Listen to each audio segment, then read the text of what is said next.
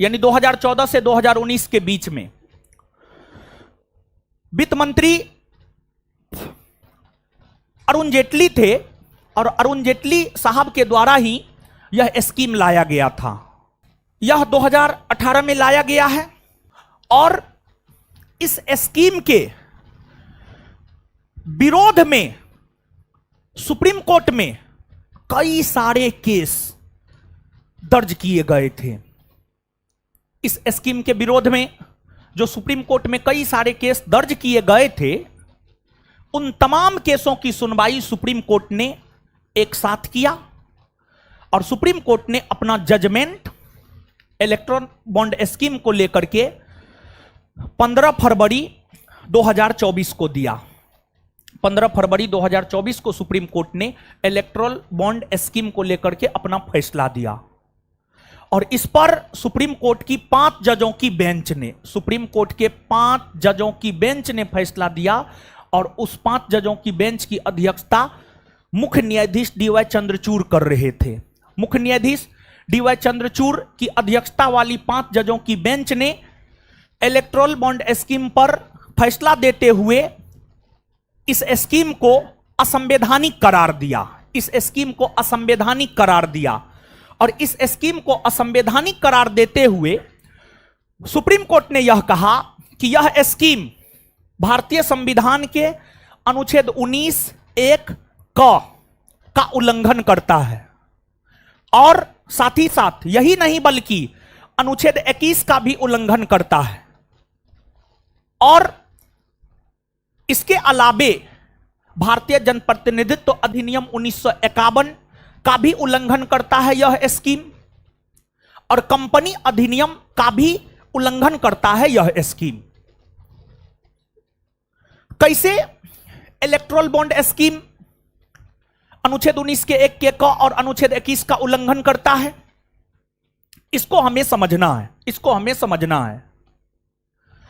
और आपके परीक्षा में यही पूछा जा सकता है, आपके परीक्षा में यह बात पूछा जा सकता है कि इलेक्ट्रल बॉन्ड स्कीम जिसे सुप्रीम कोर्ट ने असंवैधानिक करार दिया है, यह स्कीम भारतीय संविधान के किन अनुच्छेदों का उल्लंघन करता है?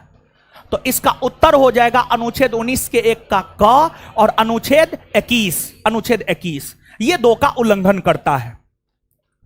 अब सवाल ये उठता है कि ये स्कीम अब भारतीय जनप्रतिनिधित्व अधिनियम 1951 का उल्लंघन करता है, कंपनी अधिनियम का उल्लंघन करता है, ये सब बात बिहार एसआई परीक्षा के दृष्टिकोण से आप नहीं भी याद रखेंगे कोई दिक्कत नहीं है, लेकिन हां अगर आप यूपीएससी का परीक्षा देने जा रहे तो वहां पर इन चीजों को याद रखना पड़ेगा, क्योंकि यूपीएससी तो कूट में प्रश्न पूछता है और आपका बिहार एसआई तो कूट में 5 गो 10 गो क्वेश्चन रहता है, सीधे सीधे पूछता है। तो आपके बिहार एसआई का जो लेवल है उसके अकॉर्डिंग हम आपको बता रहे हैं। सिर्फ आप इतना बात भी याद रख लेते हैं कि जो इलेक्ट्रल बॉन्ड स्कीम है वह अनुच्छेद 19 के 1 के क का उल्लंघन और अनुच्छेद 21 का उल्लंघन करता है, आपका काम चल जाएगा। अब कैसे उल्लंघन करता है इसको आप समझिएगा। देखिए, सबसे पहली बात आप यह समझिए कि अनुच्छेद 19 के 1 के क में क्या है और फिर अनुच्छेद 21 में क्या है। ऐसे तो अनुच्छेद 19 के 1 के क में विचार एवं अभिव्यक्ति के अधिकार है और अनुच्छेद 21 में प्राण एवं दैहिक स्वतंत्रता के अधिकार है। ठीक है, देखिए इसमें क्या था जानते हैं? इलेक्ट्रल बॉन्ड स्कीम में क्या था पता है? इसमें यह था कि कोई भी भारत के नागरिक या कोई भी कंपनी, कोई भी नागरिक या कोई भी कंपनी अपने पसंदीदा राजनीतिक दल को चुनावी चंदा दे सकता है, लेकिन शर्त यह था कि उस राजनीतिक दल को बीते हुए लोकसभा चुनाव या विधानसभा चुनाव में कुल पड़े वैध मतों का 1% मिलना चाहिए। अगर मिला है तो उस राजनीतिक दल को कोई भी नागरिक या कोई भी राजनीतिक पार्टी चुनावी चंदा दे सकता है, चुनावी चंदा दे सकता है। कैसे चुनावी चंदा दे सकता है?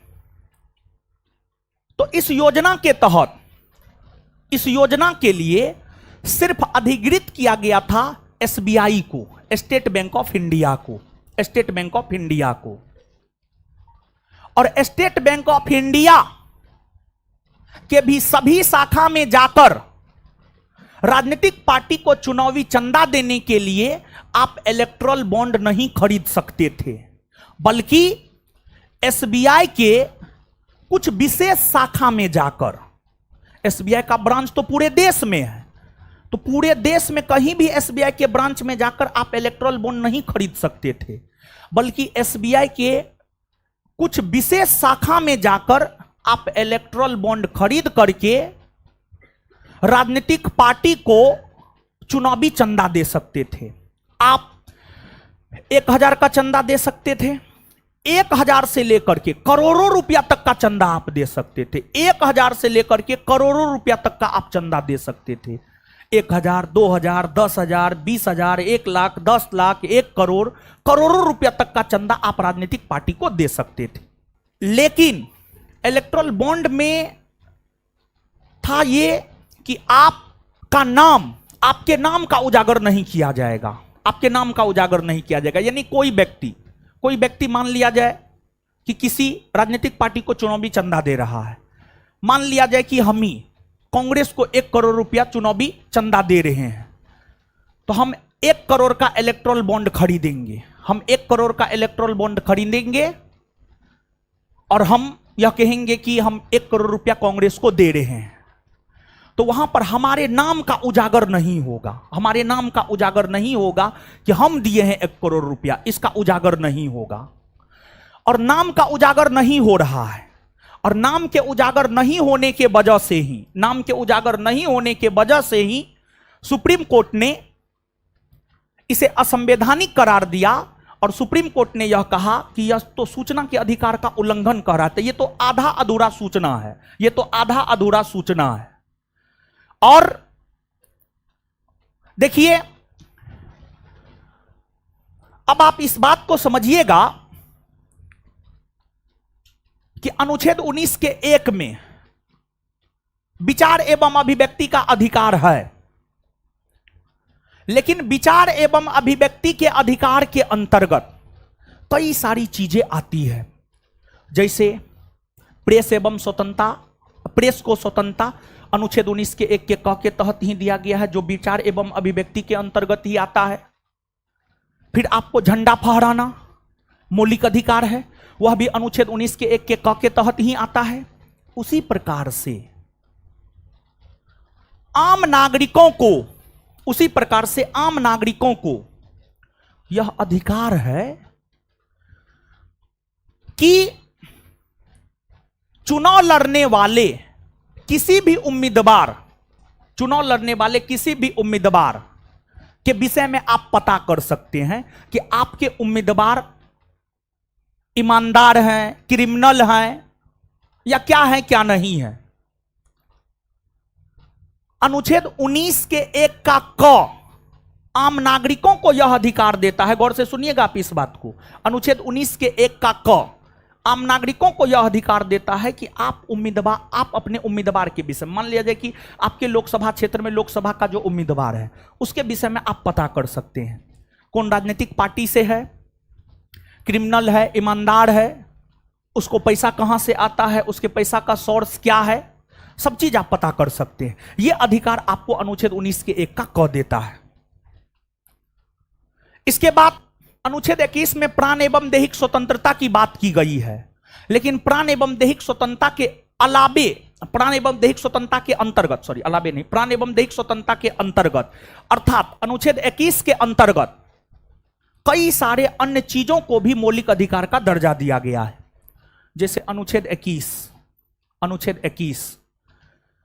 के अंतर्गत महिलाओं का सम्मान होना चाहिए, यह उनका मौलिक अधिकार है। अनुच्छेद 21 के अंतर्गत विदेश जाना आपका मौलिक अधिकार है। अनुच्छेद 21 के अंतर्गत वयस्क होने पर मनपसंद लड़की या लड़का से विवाह करना आपका मौलिक अधिकार है। यह सब अनुच्छेद 21 के अंतर्गत आपका मौलिक अधिकार है।